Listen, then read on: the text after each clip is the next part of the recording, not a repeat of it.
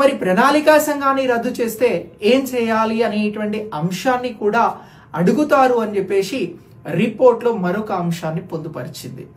దీనికోసం చైనా దేశాన్ని ఎగ్జాంపుల్గా చూపెడుతూ అజయ్ చిద్దర్ కమిటీ ఎన్డీఆర్సీని ఏర్పాటు చేస్తే బాగుంటుంది అని చెప్పింది. సరే ఏంటి సార్ ఈ ఎన్డీఆర్సీ అని అంటే నేషనల్ డెవలప్మెంట్ రిఫార్మ్స్ కమిషన్ ని ఏర్పాటు చేయాలి అని చెప్పింది. ఏం ఏర్పాటు చేయాలని చెప్పింది?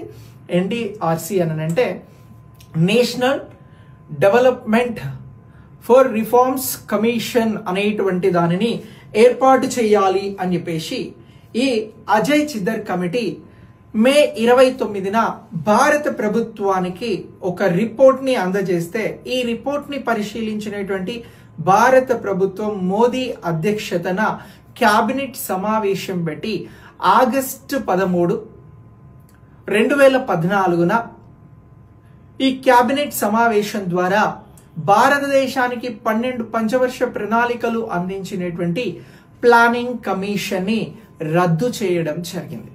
ఇలా ప్లానింగ్ కమిషన్ అనేది 2014 ఆగస్టు 13న రద్దయిపోయిన తర్వాత మనకి భారతదేశంలో నీతి ఆయోగ్ జనవరి 1, 2015 నుంచి ప్రారంభమైంది.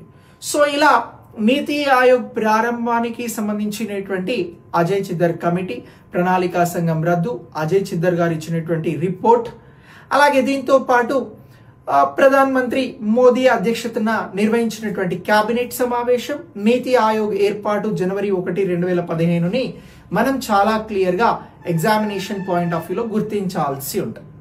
ఇలా నీతి ఆయోగ్ అనేది national institute for transforming India అనేది వచ్చింది భారతదేశానికి. సో ఇలా ఇది ఢిల్లీ కేంద్రంగా వర్క్ చేయడం జరుగుతుంది నీతి ఆయోగ్. మరి నీతి ఆయోగ్కి సంబంధించినటువంటి మొదటి సమావేశం ఎప్పుడు జరిగింది అని అడిగితే మనం చెప్పాల్సినటువంటి ఆన్సర్ ఫిబ్రవరి 8, 2015న నీతి ఆయోగ్ మొదటి సమావేశం నిర్వహించడం జరిగింది.